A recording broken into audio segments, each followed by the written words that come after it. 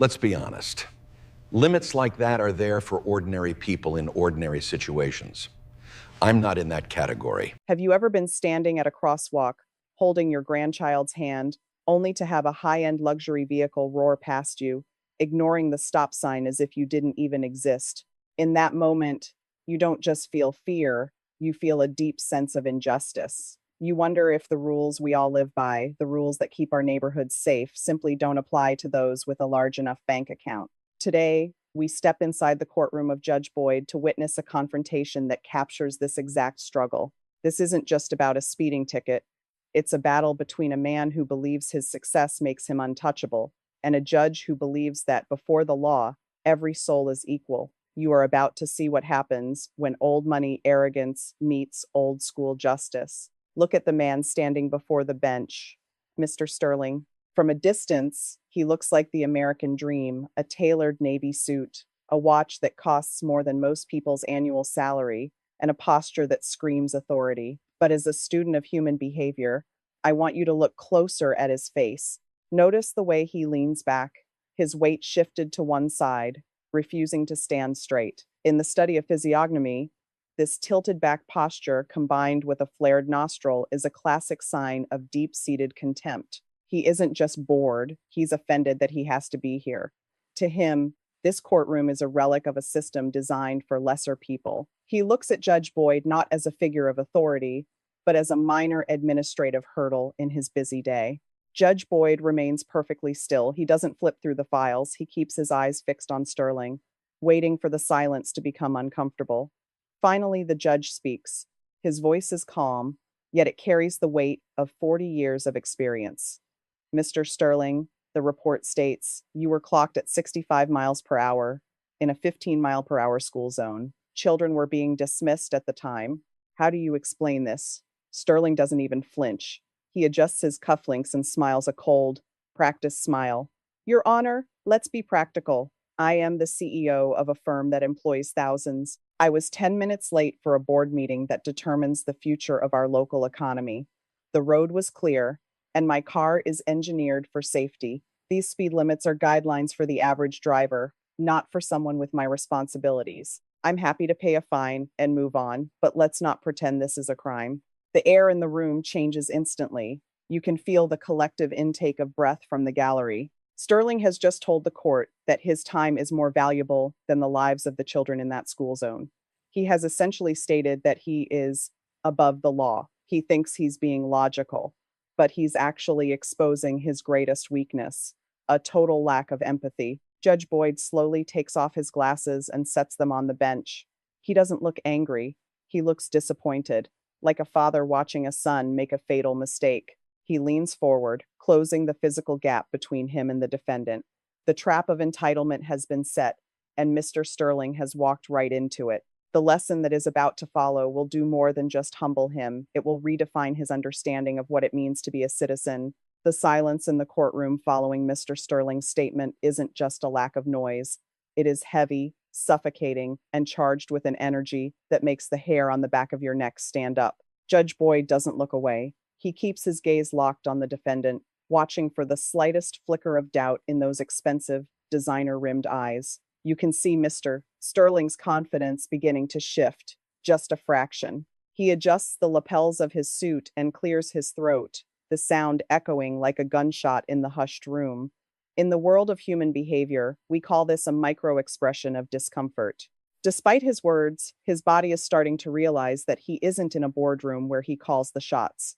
He is in a sanctuary of accountability where his title means absolutely nothing. Judge Boyd leans even closer, his voice dropping to a low, melodic baritone that carries more authority than a shout ever could. He asks a question that seems simple but is designed to strip away the CEO's armor. He asks Mr. Sterling to define the exact monetary value of the merger he was rushing toward. Sterling, sensing an opening to prove his importance, starts rattling off figures in the hundreds of millions. He speaks of market caps, dividends, and global influence. He speaks as if these numbers are the ultimate shield, the ultimate justification for his actions. He truly believes that if the scale of his success is large enough, it will outweigh the minor infraction of a speeding ticket. He is trying to negotiate with justice, looking at the judge as if they are two professionals discussing a business deal that went slightly sideways. But then the judge does something unexpected. He doesn't argue with the numbers. Instead, he asks Mr. Sterling to look at the photograph in the police report, a grainy image of a crossing guard holding up a bright red stop sign while a group of 6-year-olds waited to cross. Judge Boyd points to a small boy in the corner of the frame, a child with a backpack that looks too big for his shoulders. The judge asks Mr. Sterling to tell the court the market value of that child's life. He asks if the merger would have been worth the cost of that boy's future. For the first time, the smirk on Sterling's face vanishes. The above-the-law defense is hitting a wall of cold, hard reality. The defendant's eyes dart toward the exit, a classic flight or fight response, but there is nowhere to run. You see, for a man like Sterling, everything has a price tag. He has spent his entire life believing that there is no problem that cannot be settled with a wire transfer or a powerful connection. But Judge Boyd is dismantling that belief, piece by piece, in front of a live audience. The tension in the room is so thick you could cut it with a knife. The judge isn't just presiding over a case, he is performing a public surgery on the concept of entitlement. He is forcing a man who thinks he is a giant to realize he is just a citizen who put others in danger. We are watching the precise moment where arrogance turns into realization, and the air of superiority begins to leak out of the room like a punctured balloon. The true lesson is only just beginning, and the weight of the judge's next words is about to change the atmosphere of this courtroom forever. Mr. Sterling's silence isn't the quiet of a man who has run out of things to say. It is the stunned silence of a man who has suddenly realized the ground beneath his feet is no longer solid.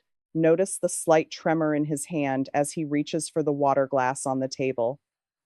In the study of human character, this is where the facade begins to crumble. The sweat beginning to bead on his brow isn't just from the heat of the courtroom lights. It is the physical manifestation of a conscience being forced awake after years of hibernation. Judge Boyd watches this transformation with the patience of a stone. He knows that the most effective way to break a man's arrogance is to show him the reflection of his own soul, stripped of his title, his expensive suit, and his overflowing bank account. The judge leans back, crossing his arms, and begins to talk about the history of the ground they are standing on. He tells Sterling that the law isn't a weapon used by the state to extract money or an obstacle for the successful. It is a sacred promise we make to one another. It is the promise that when you send your grandchild to school in the morning, they will come home in the afternoon. It is the promise that your individual ambition doesn't give you the right to gamble with someone else's tragedy. You can see the people in the gallery nodding, their eyes misty with the memory of their own loved ones. They aren't looking at a powerful CEO anymore. They are looking at a man who forgot what it means to be a neighbor. Sterling's posture has completely changed. His shoulders are no longer squared. They are slumped, as if the weight of his multi-million-dollar merger has finally become too heavy to carry in a room that only cares about human life. But Judge Boyd isn't finished. He points out the deep, strained lines around Sterling's eyes, the marks of a man who has spent too much time looking at profit margins and not enough time looking at the people who make those profits possible. He tells him that while he was rushing to save 10 minutes of his valuable time, he was risking 80 years of life for every child on that sidewalk. The judge asks Sterling if he truly thinks his car's advanced engineering can override the laws of basic physics or the fragility of a small human body. The room feels smaller now, the air thinner. Sterling tries to speak, to offer one last polished excuse, but the words die in his throat. He is no longer the predator in the boardroom. He is a man standing in the unforgiving light of the truth. And for the first time in his life, his checkbook is useless. We are standing at the precipice of a decision that will echo far beyond these four walls, and the judge is about to deliver a blow that Sterling never saw coming. The judge takes a long, slow breath, a sound that seems to fill every corner of the room. He tells Mr. Sterling that many people walk into this courtroom thinking they are defined by their wealth, their titles, or the power they wield in their professional lives. But in this room, there is only one title that matters: citizen. He explains that being a citizen is not a passive status. It is an active commitment to the safety and well-being of the collective. You can see the defiance in Sterling's eyes finally being replaced by a heavy, somber realization. He is no longer looking at the judge as an opponent to be outmaneuvered. He is looking at him as a mirror. Judge Boyd asks the court reporter to read back Sterling's earlier comment about the speed limit being a guideline for the average driver. The words sound hollow and cruel when spoken aloud in the cold air of the courtroom. The judge then asks Sterling to imagine a world where everyone followed his logic, a world where the surgeon, the pilot, and the bus driver all decided that their personal schedule was more important than the safety protocols designed to protect us all. He asks Sterling if he would want to live in a world where importance was the only metric for morality. Sterling's head drops, his gaze fixed on the mahogany table.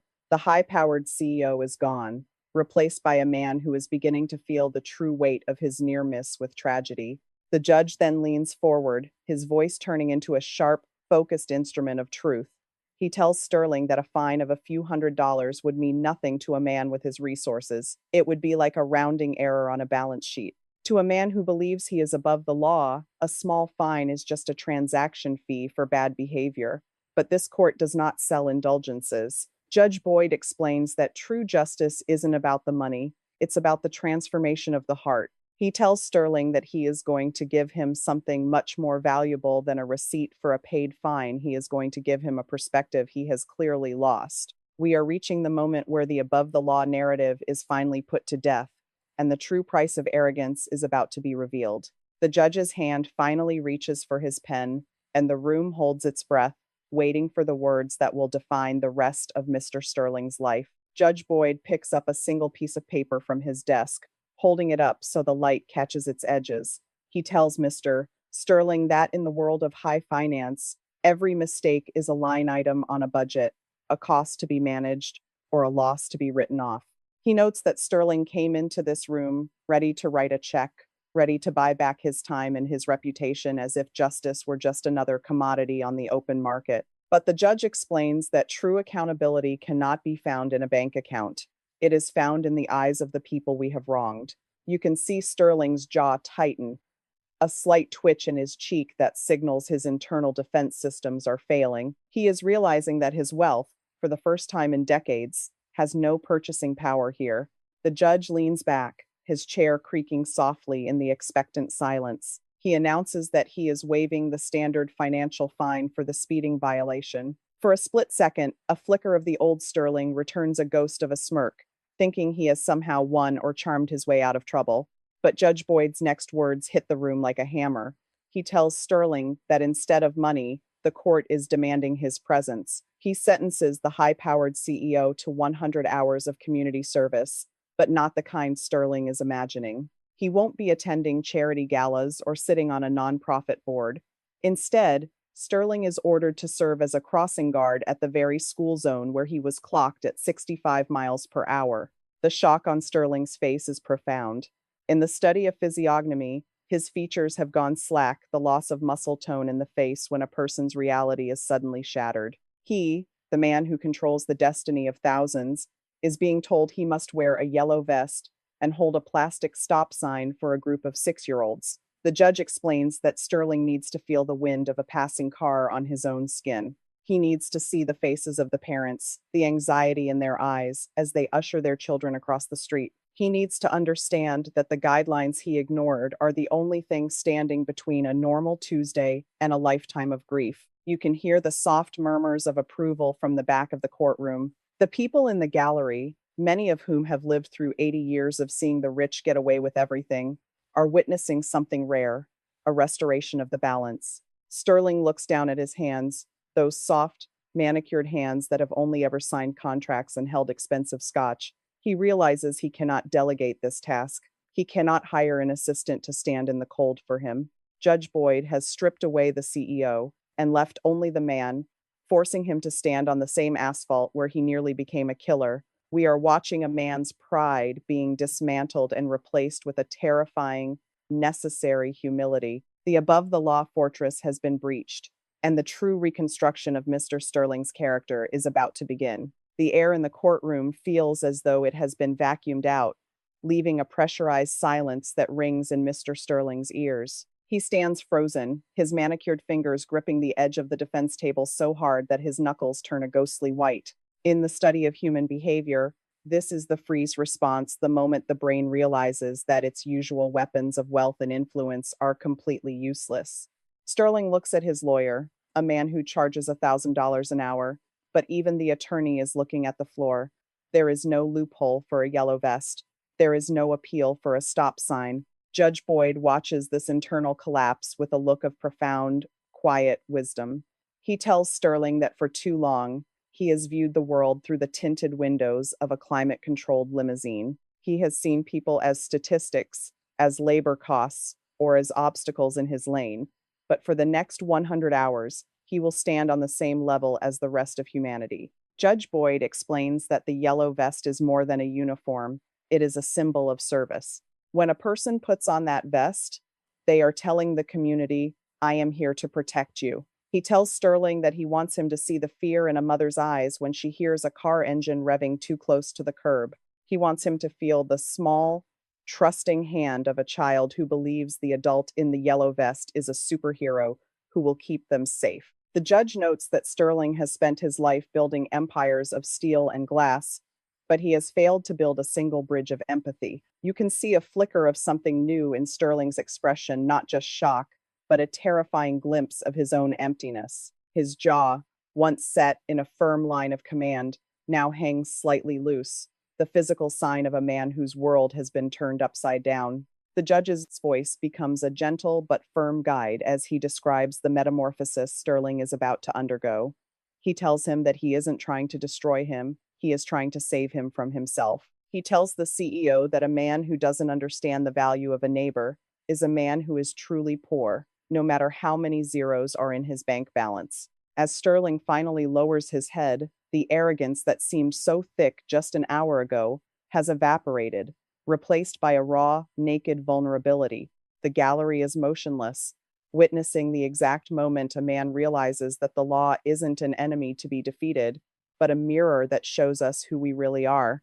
We are moving toward the final chapter of this legal drama, where the street becomes the classroom, and the above-the-law CEO learns the hardest lesson of his life. The gavel is still resting on the bench, but the sentence has already begun to echo in Sterling's soul. The morning air outside the school is crisp, flavored with the scent of damp asphalt and the distant hum of a city waking up.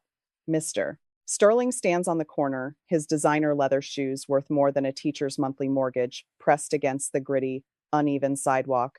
The yellow safety vest feels like a lead weight draped over his expensive wool coat, a neon badge of his public fall from grace. In the world of human behavior, we often talk about environmental displacement, the shock that occurs when a predator is removed from its natural habitat and placed in a position of total exposure. As the first yellow school bus pulls up, its brakes screeching with a high-pitched metallic wail, Sterling flinches. He isn't used to noise he can't silence with a button. He isn't used to being invisible to the world, just another man in a vest standing in the exhaust fumes of a passing truck. Notice the way his hands grip the handle of the plastic stop sign. His knuckles are white, not from anger anymore, but from a growing, cold anxiety. In physiognomy, when a man's eyes begin to dart toward the feet of the people passing by, it signals the death of his arrogance and the birth of a profound, uncomfortable humility. A mother walks past, clutching the hand of a toddler. She doesn't see the CEO who controls 1,000 lives. She sees a man whose only job is to ensure her child doesn't end up underneath a set of tires.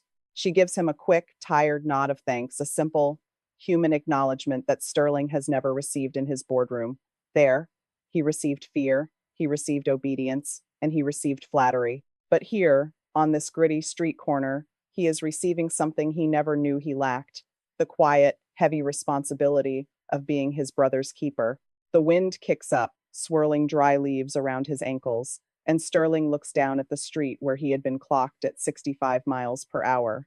From this perspective, the asphalt looks different. It doesn't look like a clear path to a merger. It looks like a danger zone. He watches a car approach, its engine roaring with the same impatience he once felt, and for a split second, he feels the raw, naked terror of being the one standing in the way. His breath hitches in his throat as the vehicle slows down only at the last possible moment. This is the somatic realization, the moment the brain finally connects the abstract concept of a speed limit to the physical reality of blood, bone, and life.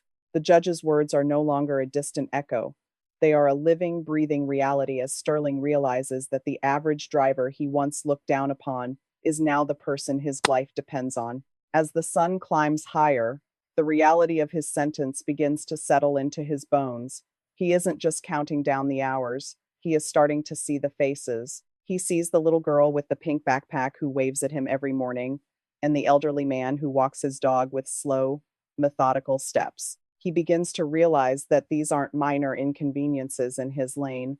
They are the heart of the community he claimed to serve with his business deals. The internal shift is subtle but undeniable. The flared nostrils of contempt have softened, and the hard, calculating gaze of the CEO is being replaced by the watchful, protective eyes of a guardian. We are approaching the final moment of this journey, where Sterling must return to the courtroom, not as a man who is above the law, but as a man who has finally learned how to walk among the people. 1 month has passed since the high-powered CEO first stood in this courtroom with a smirk that could freeze a boardroom. Today, as the heavy oak doors swing open, a different man walks toward the bench. The expensive navy suit is still there, impeccably tailored and worth a small fortune, but the man inside it has changed in ways that a tailor cannot measure. In the world of human behavior, we look for the settling of the spirit.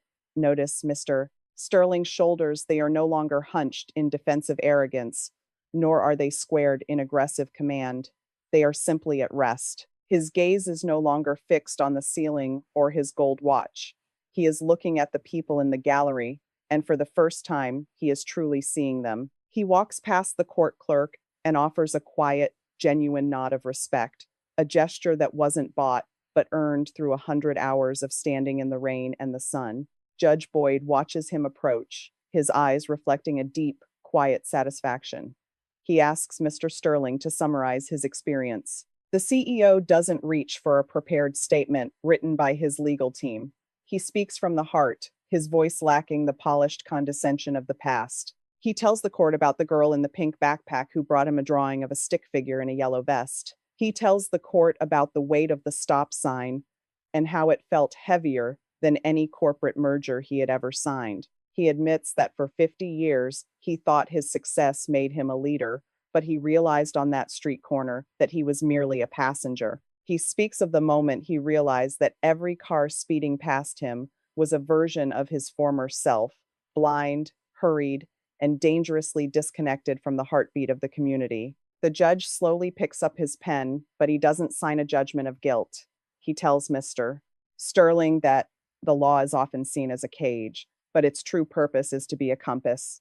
He says that the above-the-law mentality is the loneliest prison a man can build for himself, because when you believe you are better than everyone else, you lose the ability to belong to anyone. Judge Boyd looks at the defendant and says that the 100 hours are over, but the duty of a citizen never ends. He officially dismisses the charges, not because the crime was small, but because the man who committed it no longer exists. There is a profound sense of closure in the room, a feeling that justice has not just been served, but has performed a miracle of transformation.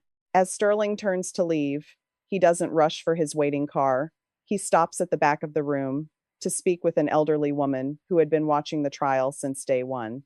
In this final image, we see the true power of Judge Boyd's wisdom. Justice isn't about the strike of a gavel or the collection of a fine. It is about the restoration of the human connection. We have witnessed a man move from the cold height of entitlement to the warm, gritty reality of common humanity. It serves as a reminder to all of us that no matter how high we climb, we are never too important to look out for one another. The courtroom is empty now, but the lesson remains: no one is above the law, because the law is the very thing that holds us together.